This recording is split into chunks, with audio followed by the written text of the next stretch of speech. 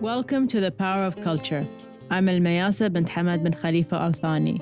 My nation, Qatar, is on a creative journey supporting the talents of a rising generation, reaching out to other countries through the arts and building an entire cultural infrastructure. In each episode of The Power of Culture, I'm joined by a leading artist or architect, philanthropist or museum professional who's part of Qatar's journey. Listen in as we discuss what the power of culture can do. Today, I'm delighted to be joined by the economist, philanthropist, and president of the Museum of Modern Art, Marie-Josée Kravis. Hi, Marie-Josée Kravis. How are you? I'm well, thank you, and really delighted to have a chance to catch up with you. Yes, it's been a while that we've been trying to have this conversation. I wanted to really have a conversation with you about your interest in Islamic culture, and I know that from the very beginning, when the Qatar Museums was established, you agreed to join us as a Board of Trustees, and you were part of the decision makers in terms of the museum's 25-year plan, including the amazing National Museum of Jean Nouvel. And I know he also worked with you at MoMA. So tell me first, what was your impression when you first came for the Museum of Islamic Art that IMP built? Well, I have to say that even prior to seeing the building, but just encountering you and your family, I was really taken by the commitment and the engagement that you had towards culture and towards culture broadly, which is not just the arts or art museums, but also education. And that was really my first very strong impression of your commitment to in your country and in your region developing this support for arts and culture. But I remember when we first met, one of the early conversations we had, that you really appreciated Islamic art and art from our part of the world. You had been to so many places that I haven't even been to. And I was like, wow, that's what I want to do. Well, I'm I'm an avid traveler. I'm a rolling stone in a way. And yes, I'd been to many parts of the Middle East. I'd lived in Algeria, in fact, for a year, in the early 70s. But I'd also traveled all through the region and had a tremendous interest. It was a self-taught interest. I'm not a specialist of Islamic art, but was very much interested in the breadth and also I don't speak Arabic, but the beauty of the language, the beauty of the written, just even the calligraphy, and then translations of poetry and works and so on. I was just very taken by that and felt that there was such a lack of knowledge and understanding in our part of the world about Islamic history and Islamic art, that it was important that you were making this commitment.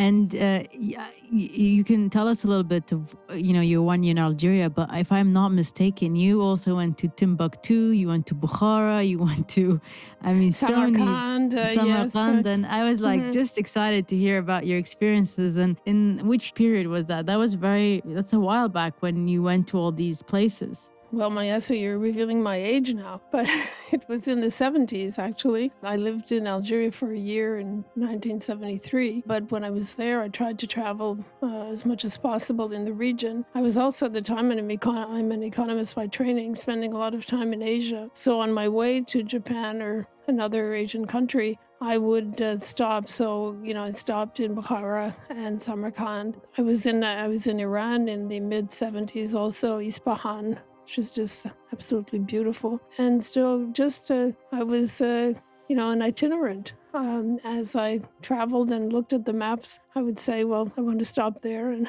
visit this part of the world. And I spent a lot of time in Africa, also as in my work as an economist, but tried to include there also travels to different parts of the region. So it was really something I think that was in my DNA or innate, just trying to learn more. But I was, at first, I have to say, just astounded by the beauty of the works and the architecture that I was witnessing.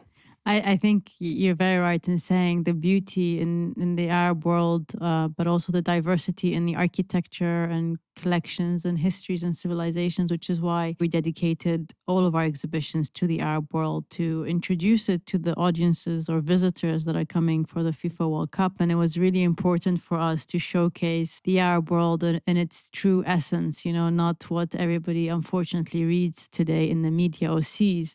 But this brings me to a very interesting point, which is always something that we try to discuss across our stakeholders. You're an economist by training, but you're very invested in the arts scene in New York, but also around the world. You're involved in Europe and Asia and everywhere else. I know that you have an interest. How did you become interested? I mean, you're now president of the Museum of Modern Art in New York. And this is not the first time. This is the second time you're the president of the museum. How is a committed economist who's really interested in the growth of the world economy dedicate her time and energy in arts institution? I mean, what is the connection? Well, I have to say, first of all, early on in my profession as an economist, I was really more just a consumer of museums, not even a consumer of works of art. But I was just beginning, and I just felt, I think it was just a natural interest. It came from my childhood, visiting museums and loving music. And so I think I just grew up, not that my parents were great collectors, but they always encouraged us to study and look at art and appreciate it. So I think it's something that was just part of my upbringing. And then my own curious interest, my own personal interest. And as I say, as I traveled, and I traveled a lot alone as a woman. And one thing that you can do on your own is go to museums. And so I did that. And that I think just grew. And from that grew just a broader interest in culture in general. And as I became more established and had more ability to get involved in institutions, then I began to do that. And so it's just something that it's more organic. It wasn't planned. It's something that evolved over time. And I was lucky enough to become involved with MoMA when I moved to the US in the mid 90s, and I joined the board and then got involved on many committees and then was president for almost 14 years and then returned just last year as chairman of the board. And it's an extraordinary institution. I feel very lucky to be able to be involved with it. But at the same time, I have to say, I learned a great deal from my involvement with you at the Qatar Museum Authority because it's completely different. It was creating these institutions and creating them with a very distinct identity. The Museum of Islamic Art is different from the National Museum, it's different from your contemporary museum. And so just to be involved and to see these institutions grow and develop in a very different context and at a very different time is always something that I think is a learning experience. No, I thank you. I feel the same as well. I feel like I learned so much from you and from our friendship and attending a lot of your events at MoMA whilst I was living in New York, but also visiting. There's so many things that you told me very early on that I still use as a guide for myself. And you said I was revealing your age earlier. Every time I see you, you look much younger. So I hope I'm as fit as you when I reach that age. And I want to it's really interesting for me what you just said about the connections between the different museums that we have built organically. We took a very different strategy from the very beginning about how we were going to build our museums, our collections and cultural institutions. But I believe you were involved in the appointment of Glenn Lowry as the director of MoMA early on, and he's an expert in Islamic art. Yet you chose an expert in Islamic art to lead a museum of modern art. Say a little bit about how you feel like the arts in general are connected and why that decision was taken at that time. Well, I have to say, I wasn't part of the search committee that hired Glenn. We came almost at the same time, but I knew about Glenn. I knew of his work at the Art Gallery of Ontario. I'm Canadian by birth, and I grew up most of my life in Canada. And Glenn was already highly reputable museum director, and so I knew about him. But we came more or less at the same time. But I think that the fact that he's a specialist or his academic interests were in Islamic art were just an added benefit. He was a seasoned museum director. He was broadly, Glenn, you know how curious he is. His intellectual curiosity has, no bounds. And he had the discipline, the rigor, the framework that he had acquired from his studies and his postgraduate studies in Islamic art. And we just felt that he had the qualities to run the museum, that it wasn't because of a different academic discipline that he couldn't appreciate and understand both modern and contemporary art. And I think our bet has proven correct. Yes, you made a very good choice. And I'm, again, Glenn is a walking encyclopedia. He knows a lot about everything. And I think what we always say and what I really believe in is that passion drives the person forward. And I think he has the passion for not just Islamic art and modern art, but much more. And as you know, many Middle Eastern countries are now investing in culture heavily, building museums, collections, public art installations. From your personal experience in the US and in Europe, why do you think this is important? Well, I'm heavily involved with two organizations in New York. One of them is Memorial Sloan Kettering, the Cancer Center. I chair the Sloan Kettering Institute, and the other is MoMA. And I say, you know, on one side, we save lives, and on the other side, we enrich lives. MoMA and MSK. And I think, the role that the arts play and culture in general, not just the visual arts, but culture in general play in just broadening the mind. I always attribute this quote to Jasper Johns, but Jasper doesn't remember telling me. But he once said, it broadens the landscape of the mind, the arts. And I think that's exactly what it does. And if there were a better understanding of our various cultures and our histories and our tastes, I think that the conversation about a lot of issues, including economic and geopolitical issues, might be enriched. And I firmly believe that it really does broaden the landscape of the mind, and it really does cause a greater understanding of differences and similarities. Yeah, I know that a lot of medical schools in the US now require their students to take classes in art history because it also improves their eyesight and their observation of their patients. And we here have done a lot of work with our hospitals for mental health and enhancing the quality of life through art, because I think it just puts you in a different setting and environment. Well, we have a very extensive program at MoMA that's now, I think we've exported it to more than 3 dozen countries. We're working with Alzheimer patients. And we've seen really compelling results with not only for the patients, but for the caregivers.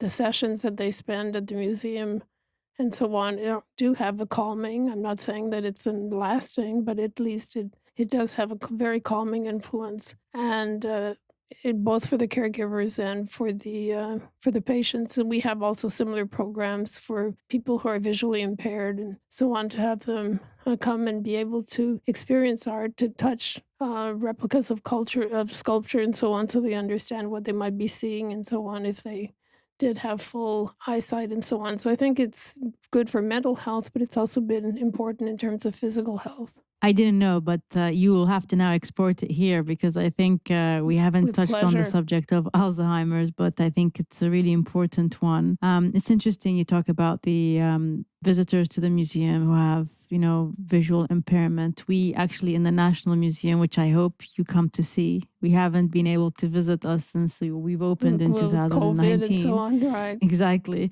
We focus a lot on that. And you were actually on the board of Qatar Museums at the time of deciding on the Jean Nouvel Museum. Do you remember the experience of his first presentation vis-a-vis the second presentation, and what were your thoughts on that? Well, I have to say, I mentioned earlier that I had lived in Algeria, and I remember seeing the Rose des Sables, the sand rose in the desert, and I was bowled over by his whole concept. I have to say, I thought it was just so stunningly beautiful. And as you say, I haven't been able because of COVID, but there's a lot to catch up now, hopefully post COVID. Um, that just the images that I've seen prove how beautiful his concept was.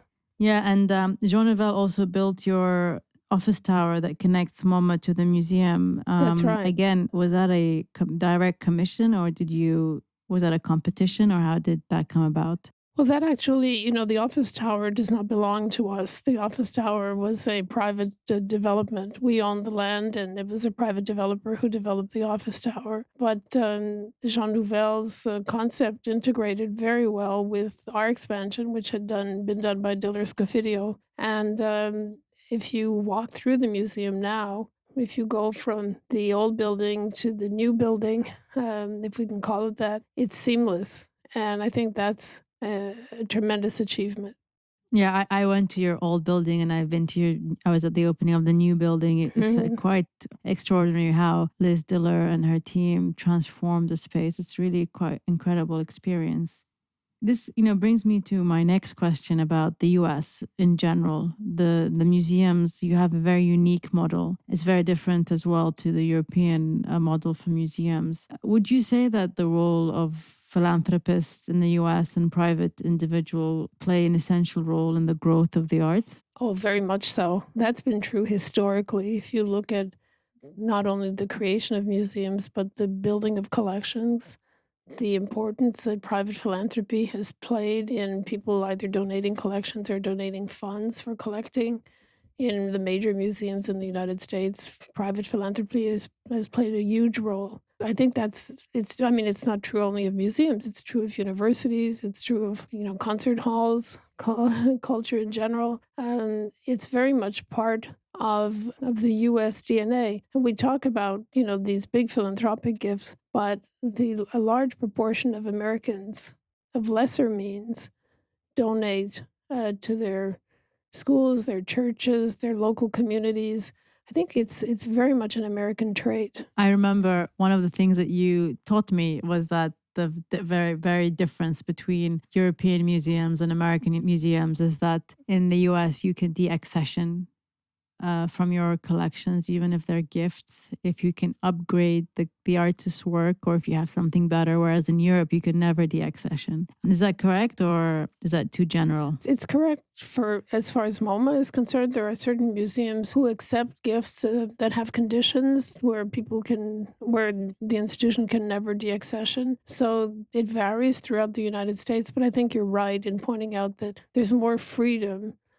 Given that many of the institutions in the US are private institutions, they get some government support, but are largely private institutions, that they have more freedom in terms of the gifts that they will accept and the conditions under which they'll accept them. Whereas in Europe, in many instances of state museums, the collections are property of the state, and they have more restrictions in terms of deaccessioning. But we do deaccessioning very carefully. We don't do deaccession, to cover operating costs, or we really do it to enrich the collection and to improve the collection. And you, as an economist and a respected financial expert, how do you think investing in the arts supports the larger economy? Well, there have been many studies about the benefits, the secondary benefits of people going to museums, what they spend, the role that museums and art institutions play in tourism and in quality of life and so on in cities and in different regions. And so I think there's no case to be made. The case has been made that quality of life, in terms of also attracting workers, attracting people to different regions and so on, has been significant over the years. That also tourism dollars have been significant contributors to the economy. And, it's been shown also, you mentioned the fact of, the role of visualization in education and so on, which especially in a digital age where visualization is so important, is also a contributing factor to enriching the quality of education. So I think there are just many indicators that show that the arts are vital. Yeah, and would you also say that a museum like MoMA in New York, and with artists, a lot of artists living there, whether they went to school there or just went there to make the American dream, allows for artists to be inspired. I know Jeff Koons, when he was here last year, he did a major retrospective at the Al Riwaq building, and he spoke about his early career working at, I think he was selling tickets, if I'm not mistaken, at MoMA. And then he said that his curiosity took him to the sales and marketing department, and he started selling packages to visitors and membership. And then he, got really involved, and pretty much he's an international brand today. He's not just an artist. He collaborates with, fashion brands, with, so many different luxury lifestyle brands as well. What do you think about artists who are living in New York when they look at MoMA? I think Richard Serra was another one as well, and he's got two major sculptures here in Qatar. I think you've seen one, not the other. Again, you need to come back to see the East-West, West-East installation in the desert. But how do you think museums anchor the careers of future artists and nation branding, really? Well, I think Jeff Koons is a brand in himself. And even when he was at the museum, where he was at first selling tickets, but then selling memberships, he had a larger than life personality. He'd wear very particular outfits, big glasses, and so on. He was very much of a performer, even at that time. But he also developed a really, really genuine interest and knowledge in art, not only in modern and contemporary art. I'm sure you've had discussions with him about old masters and so on. He's just, I think whether it was his time at MoMA, but he really caught the art virus, and he really enriched his knowledge and deepened his knowledge of the arts tremendously. But he's a unique individual. I would say the same about Richard Serra. Robert Ryman also worked at MoMA, and some of our security guards now.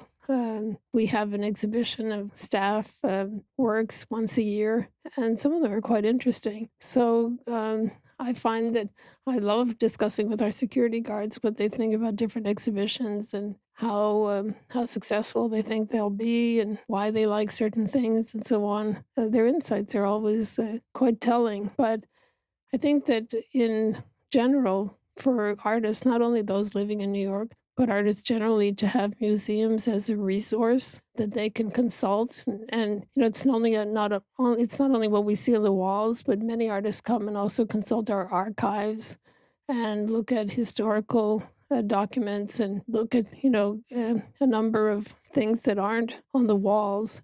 I think that that's a resource that they all appreciate very deeply.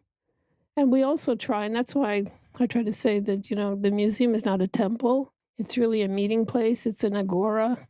It's a place to exchange ideas and so on. So artists also participate very actively in the symposia that we have, in seminars and so on, where they can exchange with other artists. And I think that's a really, really important resource. It's so interesting that you say that. We currently have an exhibition of Sophia El-Merri. It's called Invisible Labor's Daydream Therapy at Methaf, the Arab Museum of Modern Art. And she basically captures the dreams of random people that she spoke to, and some of them are security guards at the museum who are actually amazing at drawing, and they choose this job because they want to be inspired by the art and exhibitions around them. And that transcends into my question about Methaf. I remember we spoke at length about the definition of Methaf, and you're one of the leading voices of how we want to define ourselves as an Arab museum of modern contemporary art.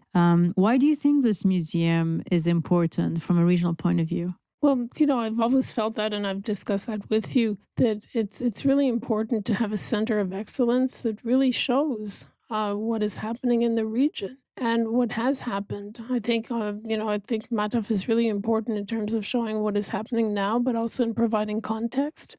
I'm a strong believer in conservation and in preservation of historical works. And I think that the fact that you have the Museum of Islamic Art that provides a huge historical context and also preservation and conservation activities, and that context is then translated in a way or provides background in a way for understanding what's happening at Mataf in a modern and contemporary sense, is really unique. And to me, that it's really important that that be better known.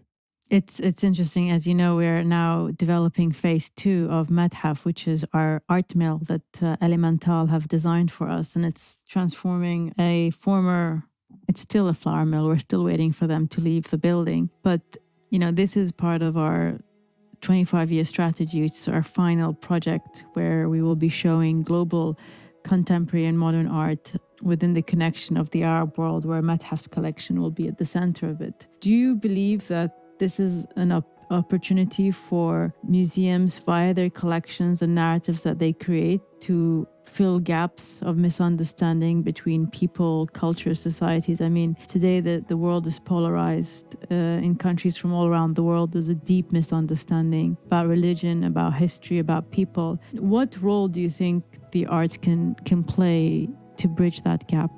Well, I think it's the role of education. And you hit the nail on the head about all the divisions and the misunderstanding, but there's also a lot of ignorance. And to the extent that, to me, the biggest gap is the gap of knowledge and understanding.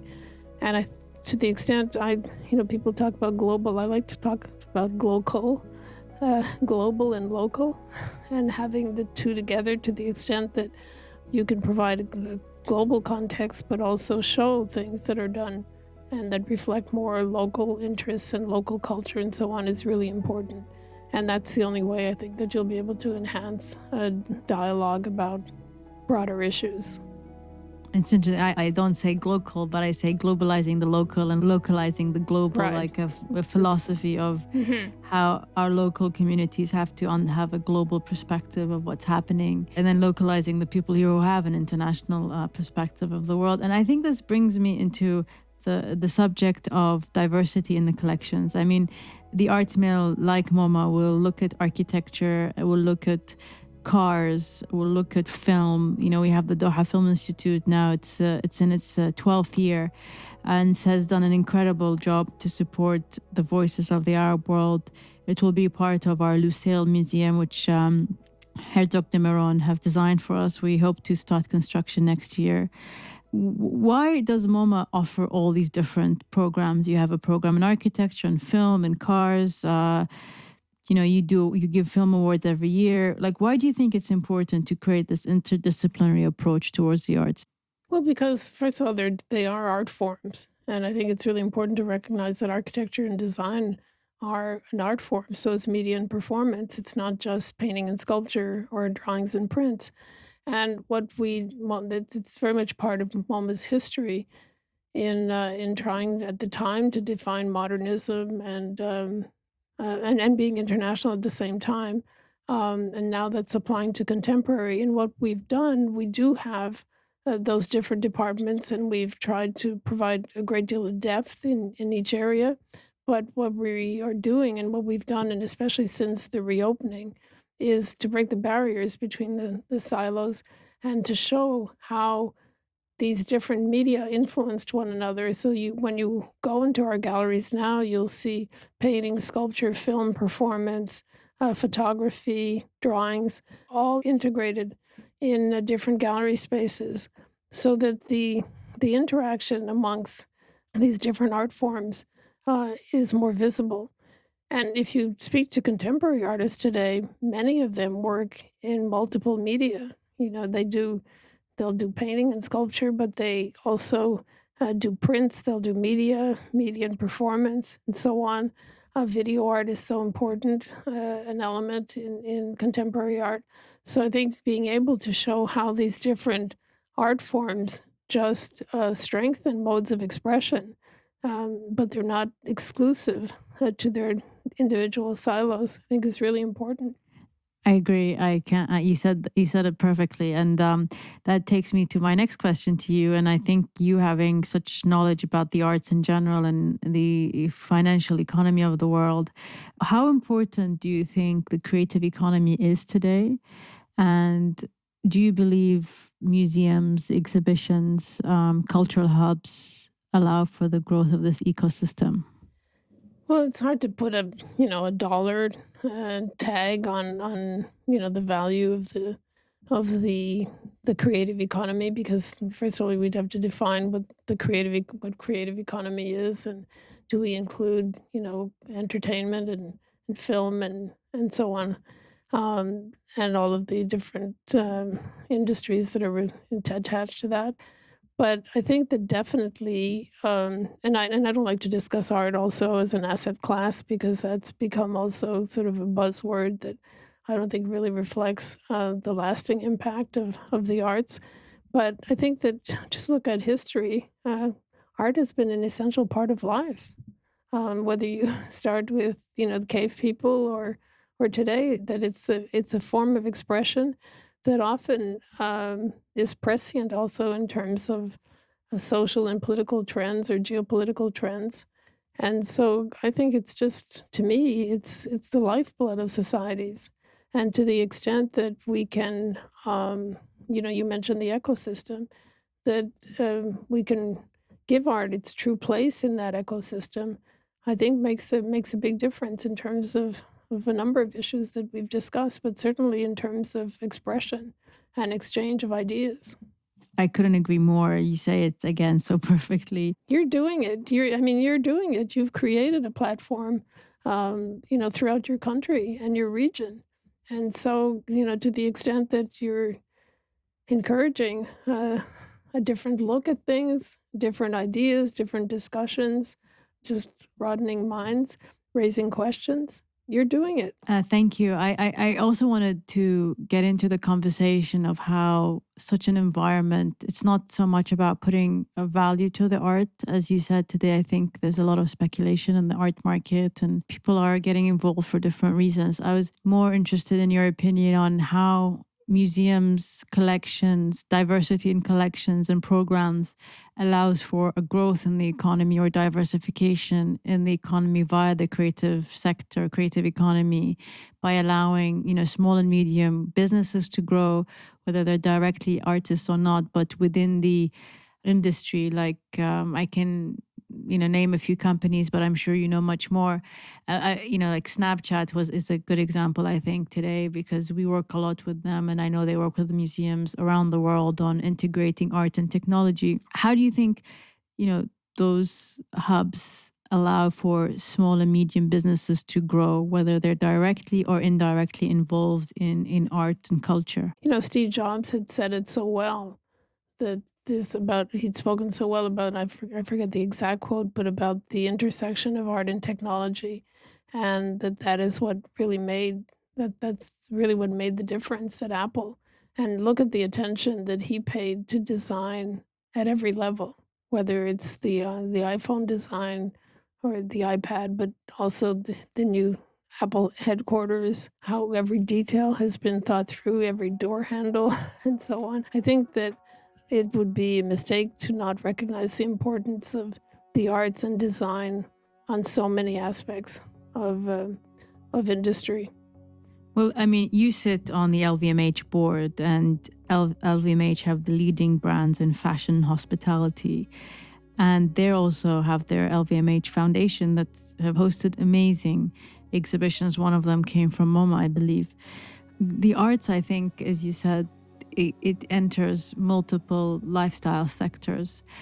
And a lot of artists are inspired by fashion and vice versa. So, I think one can't ignore it, as you say. And I don't know if you want to say a little bit about your experience sitting on LVMH board working with fashion brands and hospitality. But I think everybody knows LVMH, and everybody learn about artists such as Takashi Murakami was just here. He gave a public panel talk, and he's designed bags for LV as well as others. I don't know if you want to say a little bit to our audiences about the intersection of fashion and art and luxury hospitality. Well, I think you see it at LV. In fact, it was just about 2 weeks ago that they launched their new Artie Capucine. So every year they invite 4 or 5 artists to design bags, and Dior does the same with their Lady Di bag. And I think the importance, the recognition of the role that artists play in society is really important.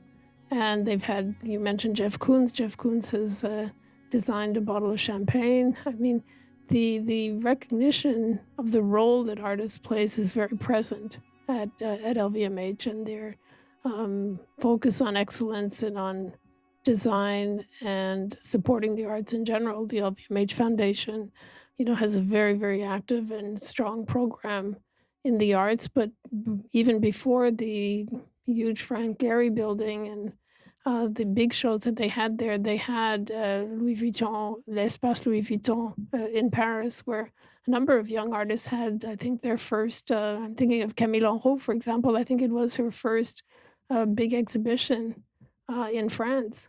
So the recognition of the importance of the arts, I think you find more and more in a number of industrial groups. Yeah, I agree. And Jeff Koons, he told me about his collaboration with LV, where they closed the whole Louvre for him because he took some paintings from the Louvres as inspiration for his Mhm. LV bags. And interesting that you mentioned the Lady D Dior bag because they just launched theirs, and it was a Qatari artist actually, Buthain Al Miftah, who designed it. It's an amazing bag. I just saw pictures of it. I think they're launching it in Shanghai, and she's the same artist who's designed the poster for the FIFA World Cup 2022, which brings us actually to the end of our conversation. I want to thank you so much for your time. So I have just very, very fond memories of my visits to Doha. So thank you very much. Thank you so much. Enjoy the rest of your day, and I'll see you soon. Thank you. Take care. Thank you, and hope to see you soon. Thank you. Thanks so much. Bye bye.